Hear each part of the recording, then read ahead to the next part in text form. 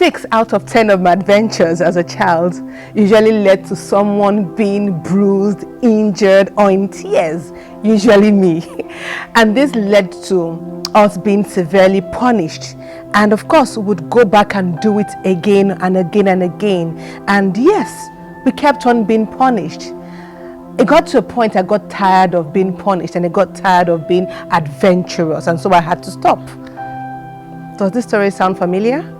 Are you that child, or were you that child that usually got into trouble for being adventurous? Or does this story sound like any of your children who would get into trouble for being adventurous? Or is your child the sort of a child that would repair your already perfectly working remote control, or try and, let's say dissect your blender because they want to see what is making noise inside of it? Or maybe your child just wants to explore their culinary skills and add sugar into your pot of stew. I know these are all extreme stories, yes, these are all very extreme. And of course, not every child is on the end of the spectrum of extreme. But the way we respond to our children's curiosity determines their level of confidence in future, or even as children. Hi, my name is Benny, and I help parents raise audacious kids that would live beyond peer pressure and also discover their purpose early in life. And today I will be talking on curiosity.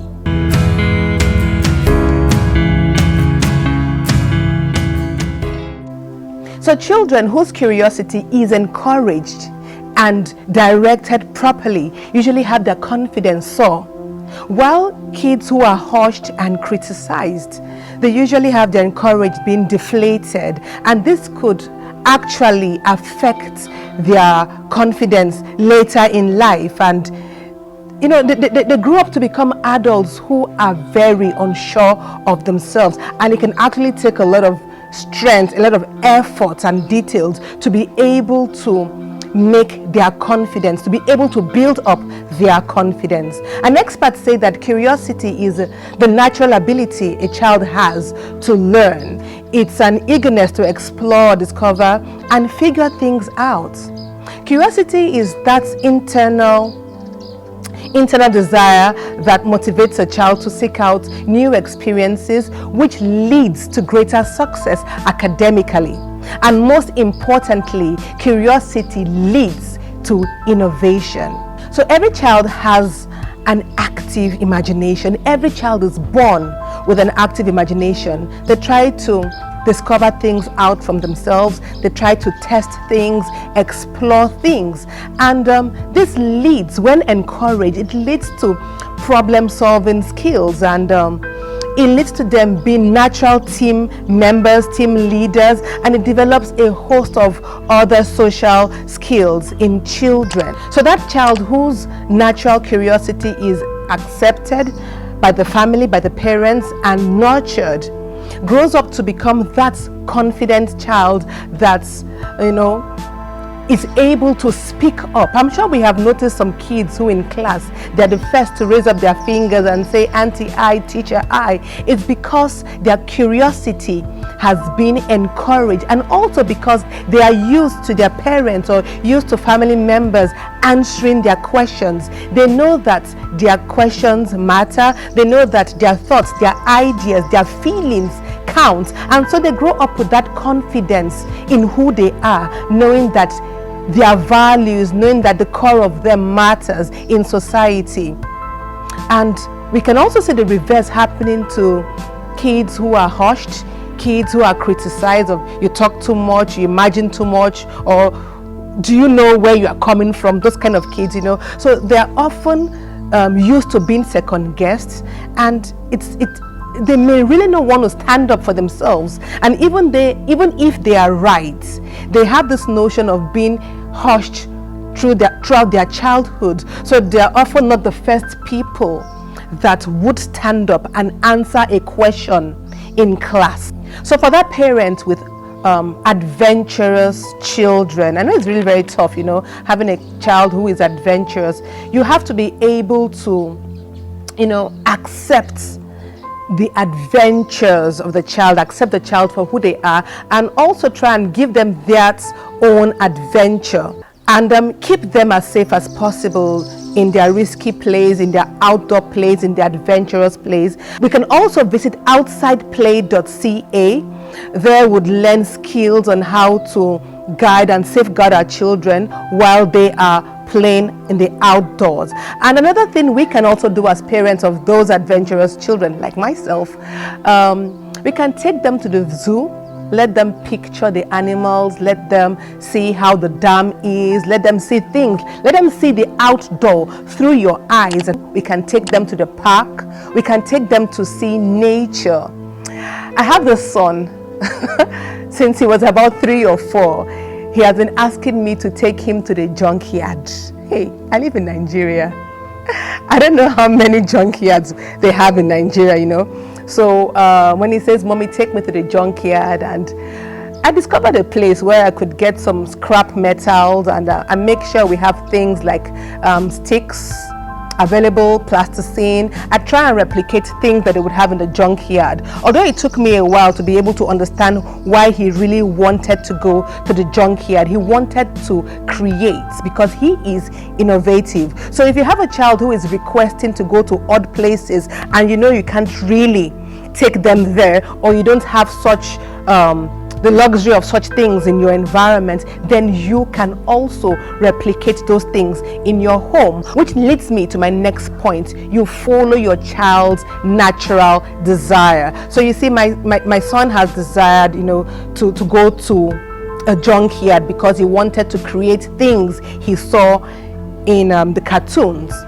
If your child is desiring to maybe repair your television or your remote control or anything in the house, you see you have a child who is very fiddles with things. Why don't you give them some broken down things, safe anyways, you give it to them, let them try and repair those things rather than allowing them spoil things which are functioning properly in the home. You give them those things and firmly tell them not to touch the good things because it comes with consequences. Also, create the right environment for them to spike their curiosity. It's good to have things like toys around the home, pictures, music, cartoons, poster colors, watercolors, plasticine to mold. The things you should own, for them, it shouldn't be expensive. You mustn't go overboard to be able to, arouse their curiosity. You just get those things available to support and build their curiosity, and also encourage storytelling. Very key. How can you do that? You can start by asking them open-ended questions rather than the closed questions. Rather than asking, "How are you?" or "How was your day in school?" You only get a fine or "okay." You can say, "Tell me about your day." And they will begin to tell you about the day. They take you through their days. "Tell me about your best teacher."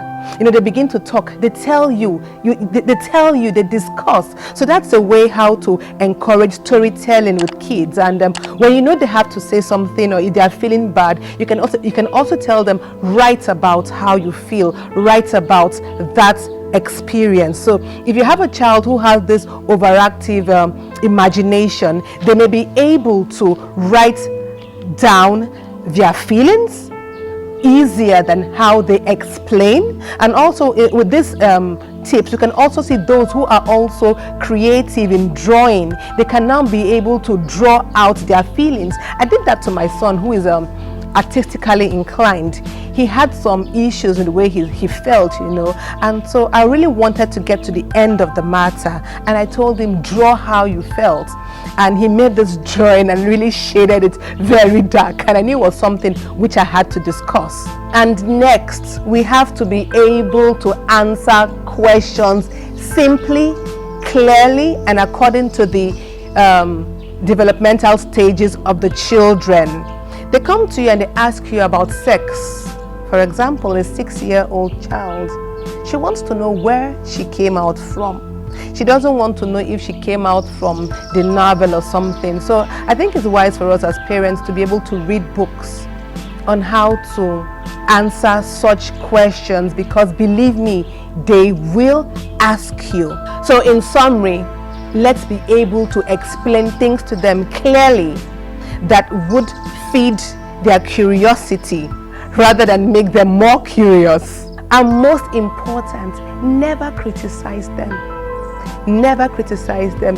If a child comes and tells you he wants to be a spaceman, or he wants to be an aeronautical engineer, and let's say you live in the part of the world where you have not seen helicopters, you haven't seen spaceships, you know, there's no harm in affirming that child and letting them believe that they can be anything that they set their hearts to be. Kids don't have the regulations that we do. They think that they can be anything, but our answers, our affirmations, or our negative responses is what fits them. And when they dwell on the negativity, it strips them away of themselves. It strips them away of their dreams and their abilities. So I believe that we as parents, we have the responsibility to affirm them and to be their best and their first cheerleaders. So friends, I hope you had some takeaways from today's video. Parenting is not easy at all, I know, but it's a sacrifice that we have been called to. And I know that if we raise our children intentionally, that they will reap the rewards, and also we would also reap the rewards, and the world will be a better place because we raised our children intentionally.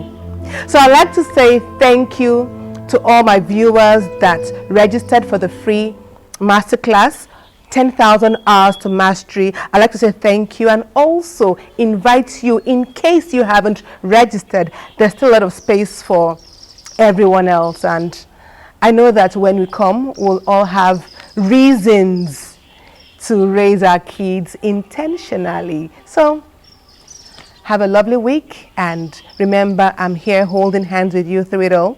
God bless you.